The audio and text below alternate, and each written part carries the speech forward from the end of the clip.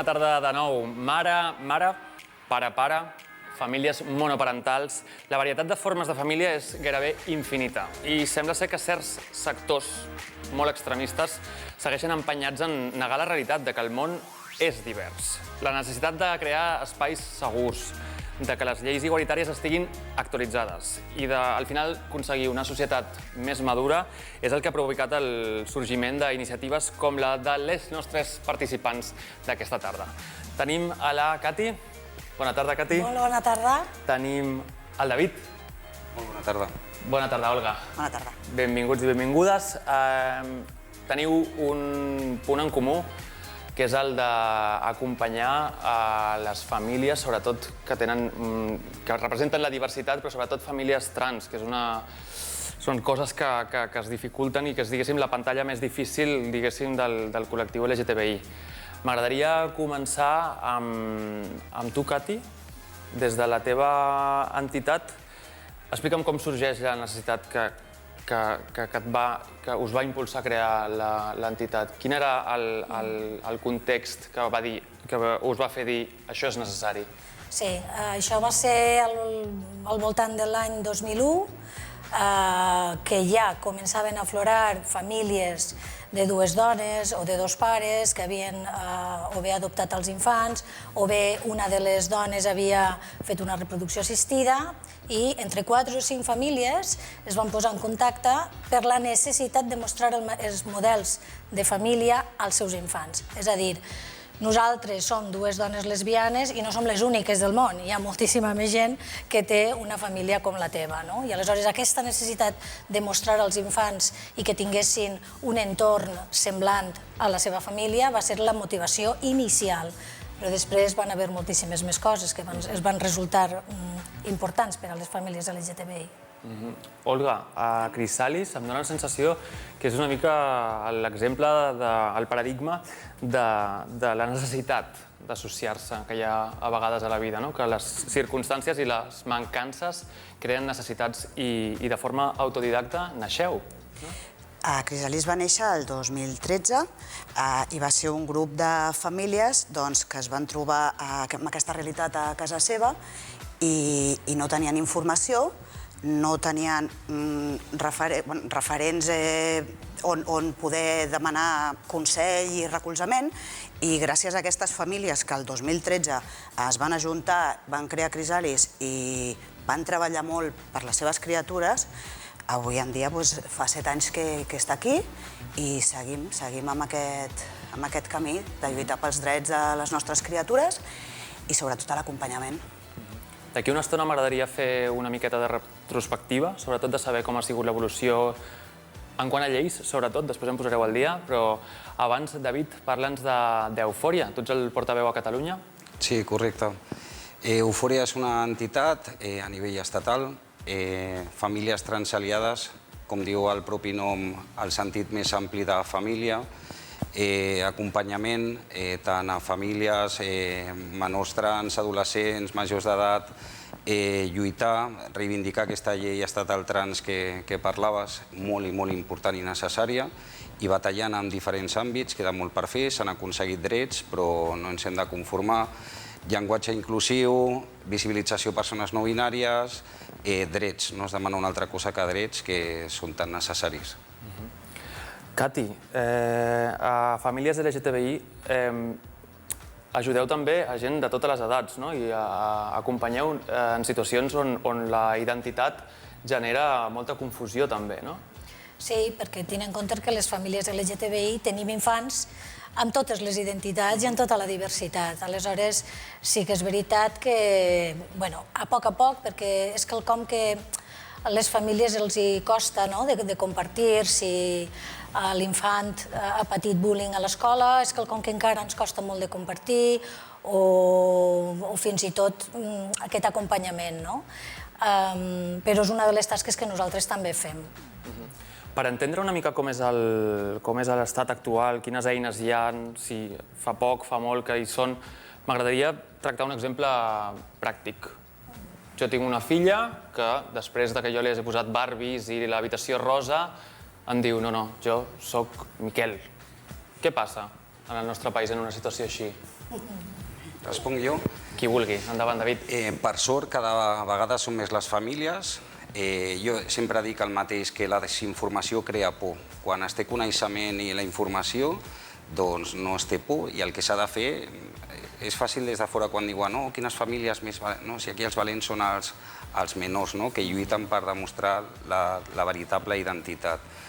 I la gent es sorprèn que des d'etats petites, doncs mostrin aquesta identitat. S'ha de saber que aquesta identitat, el qui soc, es té sobre els 3-4 anyets, però tant les persones cis com trans, no? I ningú pot discutir aquesta identitat.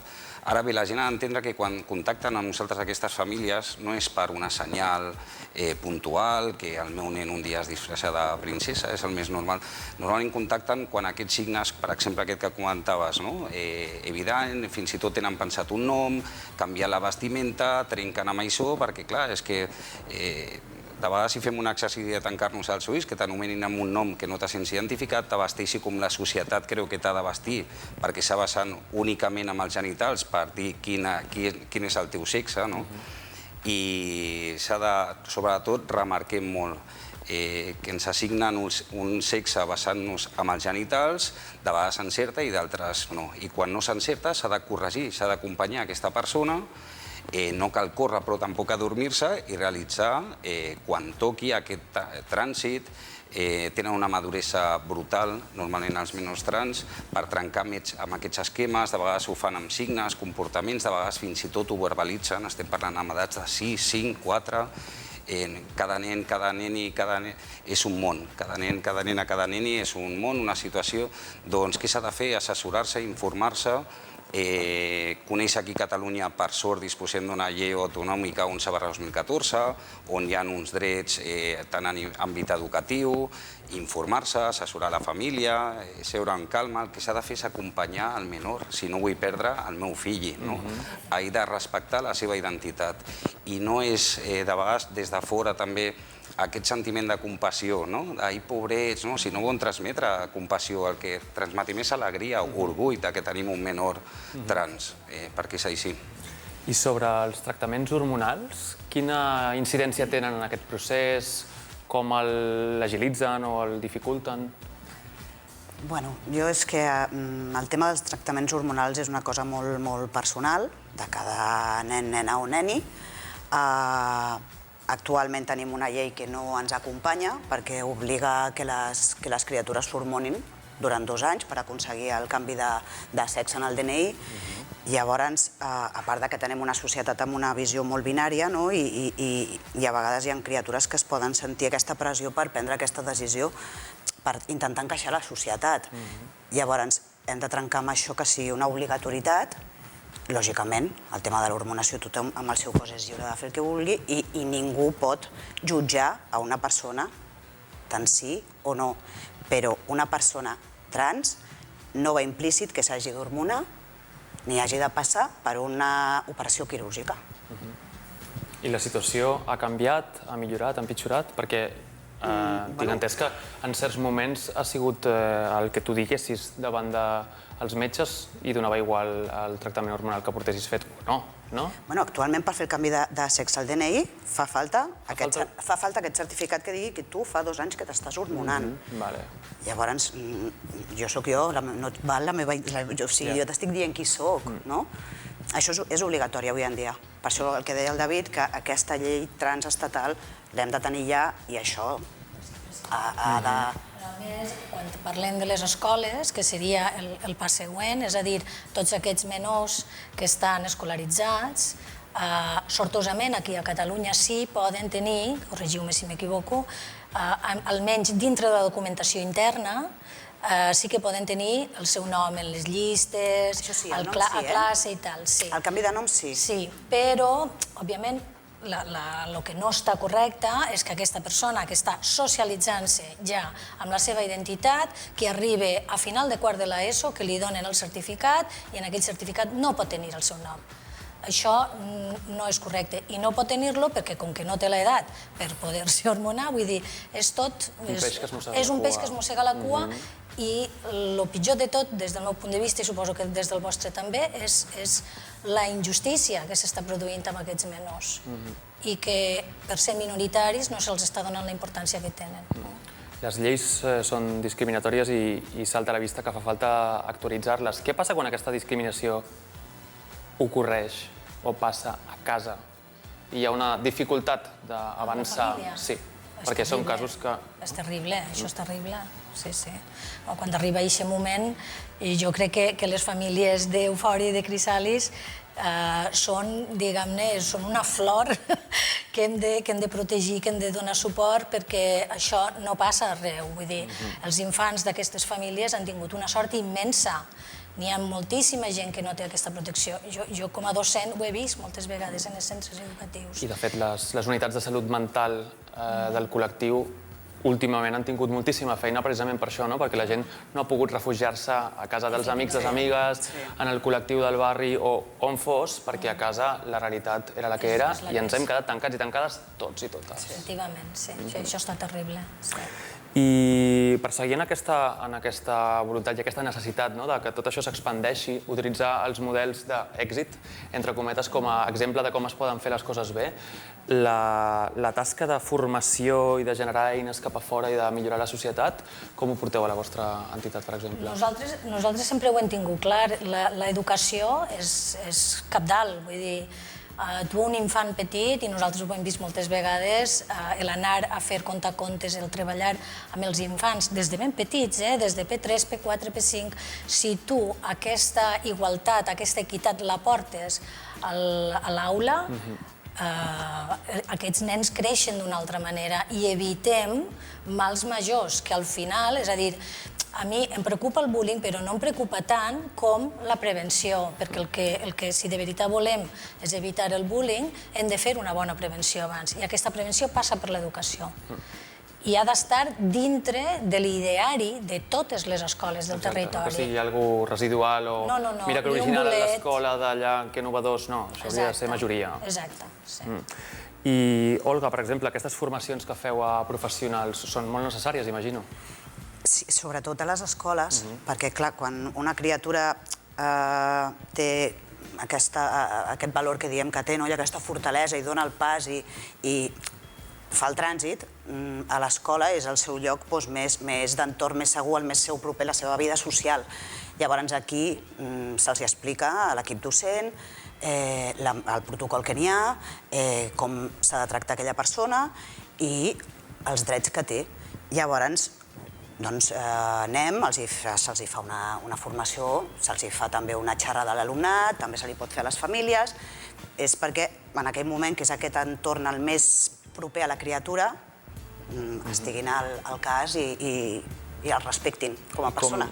Com es rep això, Olga? Has estat en primera persona en alguna d'aquestes formacions? Has vist com la gent està de receptiva o no? Jo, en el meu cas, a les que jo he estat, molt receptives, molt. Molt. És una passada. I les famílies també. Clar, també no és veure-ho, no és el mateix. Veure-ho des de fora, no, ostres, no? Quina sort que té, què tal, o pobret, com deies tu abans i tal. I un altre és, quan ho veus en primera persona. Però en principi tothom ho rep perfectíssimament, perquè és una realitat, no pots tancar els ulls a això. Si us ve de gust, podem continuar la conversa a través de les xarxes socials amb el hashtag PrideBCN2020 i, a més, és una eina força ràpida per accedir a la informació de les entitats que ens acompanyen aquesta tarda. David, posa'ns al dia una miqueta de com estan aquestes lleis, què és el que ha passat últimament amb la filtració de l'argumentari intern del PSOE i aquesta situació que sembla que pot decidir si tirem endavant o enrere. Correcte. Una llei estatal trans que va avançar el govern la mateixa ministra, la senyora Irene, que juntament amb la llei LGTBI, que abans de l'estiu donarien tràmit a aquesta proposició de llei, una llei que protegeix a tot el col·lectiu, molt necessària, defensant sobretot l'autodeterminació de gènere. És una llei, vull esmentar, recolzada per més de 600 professionals de diferents àmbits, recolzada per centenars d'entitats, de col·lectius LGTBI, associacions de dones i de més. És una defensa jurídica de les persones trans, del dret de la lliure determinació, tant identitat com orientació, i molt necessària. Va haver-hi aquest compromís, estàvem molt il·lusionats i, com sabeu, durant aquesta setmana, indignació per part del col·lectiu per un document intern publicat pel Partit Socialista, signat fins i tot per la vicepresidenta primera, la senyora Calvo. Clar, i és que entenem, i sobretot el missatge final que diem és que sobre els drets humans no hi ha debat, no es pot debatre això. És una llei que defensa la igualtat i drets d'una societat. No entenem com poden parlar de sujeto político, que aquesta autodeterminació de gènere posi en perill la figura de la dona. És que no ho entenem. No podem fer transfòbia de dir que les dones trans no són dones per part d'una part del feminisme radical, dolguts perquè hi havia un compromís entre Unides Podemos i el PSOE i ara s'ha fet una carta de rebuig signada per tot el col·lectiu, entitats, persones físiques, jurídiques, dirigida al PSOE perquè rectifiquin, demanin perdó i donin explicacions del per què i tornar a reclamar aquest compromís que tenien de la llei estatal trans tan necessària, torno a dir, per totes les persones trans i pel col·lectiu. A veure què passa. A veure què passa. A veure què. Cati, parlem d'aquestes convencions burocràtiques que hi ha i aquestes desactualitzacions que les famílies diverses es troben en situacions del dia a dia. Clar, el que ha passat és que quan van fer la llei de matrimoni en el 2005 i després en el 2006 es va intentar adaptar la llei de reproducció assistida, no es va anar molt més enllà. Aleshores, quan tu fas un canvi en el Codi Civil tan important com és el matrimoni igualitari entre les persones del mateix sexe, això acaba afectant a moltes altres lleis, a la legislació que, diguem-ne, que gira o que d'alguna manera es creua amb aquesta llei. Aleshores ens trobem que encara tenim part de la documentació administrativa on no se'ns té en compte. N'hi ha administracions en les que sí, com les de família, benestar i tal, però després te trobes, quan tens alguna qüestió jurídica, ja no. Posa'm un exemple, sisplau. Doncs mira, les qüestions de l'IRPF, per exemple. En l'IRPF hi ha una rebaixa de l'IRPF per a les dones treballadores, és a dir, una llei que ha estat feta gràcies a la força del feminisme per protegir a les dones treballadores i que es puguin reincorporar, tot i tenir un fill, el més aviat possible al món laboral. Què passa? Que aquesta llei xoca de front amb les parelles de dues dones, no d'una, sinó de dues. Aleshores, en teoria, si està feta per a les dones, haurien de cobrar-ho totes dues, perquè totes dues són mares i totes dues anem a tenir dificultats d'incorporar-nos al món laboral. Però no és així. Ens diuen que no ho poden cobrar totes dues i que només ho pot cobrar la que gesta, com si la que no gesta és menys mare. Menys mare, sí. Sí, perquè, i això no està escrit enlloc, això són decisions internes que corre la veu i li diuen a l'administratiu de torn això no ho has de donar, no? I aleshores ens quedem en què no poden cobrar aquesta prestació o la cobra només una de les dones. Què passa amb les parelles d'homes? Que en principi no la haurien de cobrar, cap dels dos, però també la cobren. És a dir, hi ha tot un disbarat perquè no saben què fer-se. És a dir, hem sigut un estorb. Al final som un estorb i ho hem pogut veure perfectament en el manifest d'aquestes feministes essencialistes del PSOE. Però no pots donar un pas endavant sense tenir en compte la quantitat d'ajustos que s'han de fer per estar actualitzat. Això és el que uno pensa que hauria de ser sigut l'adient, no? Però ens trobem que no, i d'això ja fa una pila d'anys, i continuem encara en aquestes històries. O per enregistrar els infants de dues lesbianes hem d'estar aquí a Catalunya, sortosament, no hem d'estar casades, però te'n vas a València, te'n vas a Madrid, te'n vas a Mallorca, has d'estar casada. Perquè el teu matrimoni, és a dir, és d'alguna manera el control de que aquest infant, n'hi ha dues persones de voluntat que volen tenir aquest infant. Quan a les persones heterosexuals la paternitat se pressuposa, es dona per sentada. Encara que sigui un senyor que passava aquell moment per allà, pots enregistrar el teu infant a nom d'aquell senyor. Vull dir, no té massa sentit. El que passa és que, clar, com que som una minoria, hem de continuar cridant i cridant per a que ens facin cas, no? Perquè és més difícil. I què passa quan algú es vol moure pel món o per Europa? Això és terrible. Clar, ara al veure que ja n'hi ha com 18 països arreu d'Europa que tenen matrimoni igualitari, però n'hi ha altres que no tenen matrimoni igualitari. O tenen el que és la coadopció, és a dir, tu pots posar l'infant, pots adoptar el teu propi infant, però no pots casar-te amb la teva dona. Què passa? Que jo, si tingués una dona grega, el meu infant no podria estar enregistrat a Grècia ni tindre passaport grec a nom de la seva mare 1 i jo, que sóc la mare 2, m'explico? Aquell nen podria quedar-se en un limbo i ser apàtrida perquè la legislació grega no té cobertura per a les famílies com la nostra. És com lo de aguas internacionales. Correcto, és lo mismo, exacte. I la legislació, els codis civils no s'han compromès a nivell europeu a respectar les legislacions envers les persones LGTBI dels altres països. Aleshores, si tu vols anar-te'n a treballar a Itàlia, jo no puc anar a treballar a Itàlia, perquè si anem tota la família en conjunt, la meva dona es quedaria, el meu fill es quedaria sense una mare, a nivell legal. És que em dóna la sensació que fan falta exemples i referents, tant a nivell familiar com també a nivell trans, joves... Falten referents, no? Referents en la cultura, en l'entreteniment, en l'oci, en el dia a dia, o en els que ens podem fixar, no? Em sembla que en el vostre site teniu una galeria de referents transsexuals, no? És així? Sí. És necessari que hi hagin models a seguir, no, David? Correcte, molt important. Vinculat amb la llei estatal trans que parlàvem, no és possible aquí dins de l'Estat que en unes comunitats hi hagi uns drets, en uns altres per aquesta necessitat. No pot ser que aquí, comentava Càtia, a una escola, diguis, tinc un nen, nena, neni trans, s'activi el protocol, normalment molts, com heu comentat, ni ho saben, com funciona, ni que ho tenen, et truquen, què hem de fer. La paraula formació és essencial, l'àmbit educatiu. S'ha de formar els mestres, el professorat, i hem de picar l'administració que es posin les piles i es formin.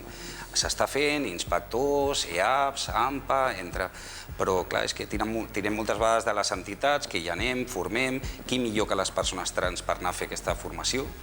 I clar, el que deia, formació a professorat hi ha de ser una formació en cadena, no? Però l'àmbit educatiu que comentàveu és que és essencial, primària, secundària, que es parli un currículum obligatori de diversitat, que es parli la realitat de cossos. Els menors trans es veuen exclosos quan estan parlant d'anatomia, l'hombre tiene pene.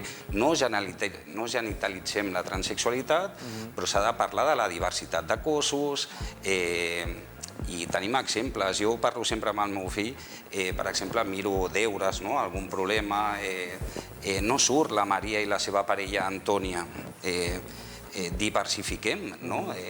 M'agrada molt una frase d'un activista que en una xerrada es va compartir amb totis que estàvem allà, em va encantar, que deia que no hem de normalitzar la diversitat, sinó diversificar la norma.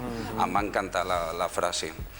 Supernecessari, hi ha moltes persones referents trans, sempre hem elevat la lluita del col·lectiu que porta tants anys i anys de lluita. Jo crec que el tema de menors ha estat una empenta al col·lectiu de gran ajuda, no oblidar la gent gran, la gent que porta anys i anys a l'activisme. Per això és hora ja, d'una vegada per totes, d'aconseguir aquesta llei estatal trans que protegeixi de ple dret a les persones trans, molt necessària.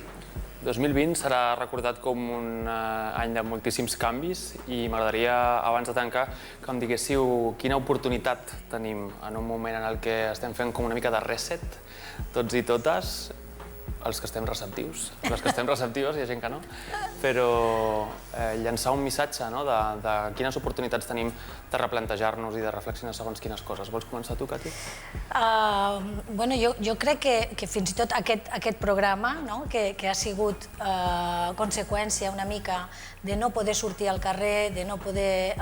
tot això del coronavirus que ens ha trasbalsat, sempre és una oportunitat. Quan pares i reflexiones i dius, ostres, a lo millor anem a buscar altres alternatives que no les tenien contemplades, que no les teníem presents.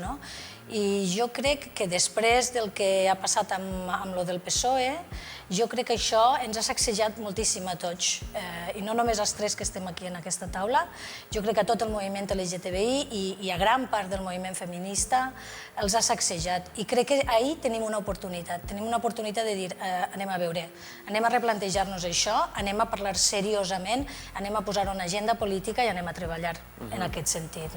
Perfecte. Gràcies, Cati. Tu, Olga?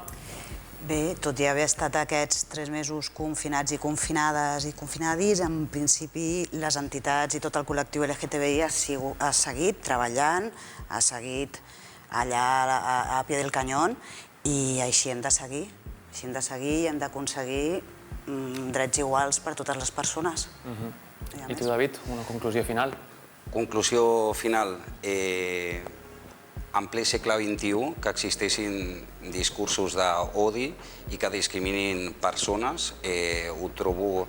És que és indignant, és indignat. Hem de crear una societat de respecte, de valors, la diversitat, sempre diem, que enriqueix la nostra societat i no poden existir aquests discursos d'odi i fins i tot d'una part que estan lluitant, que hauríem d'anar de la mà per demanar igualtats. I estem demanant drets. Per això deia que sobre drets humans no podem debatre res. Per això és que veiem que no té sentit. M'ensumo que fa falta a nivell societat, a nivell raça humana, una mica d'acceptació, també entre nosaltres, però també amb uns mateixos, que a vegades és d'on parteix, del terreny curt, fent canvis individuals podem fer canvis col·lectius. Sobretot que imperi la paraula respecte i no tolerància. Tolerància pels subjectes, però respecte per les persones. Moltes gràcies, David. Moltes gràcies, Olga. A vosaltres. Moltes gràcies, Cati. I ja sabeu, si voleu, la conversa segueix a les xarxes socials amb el #PrideBCN2020.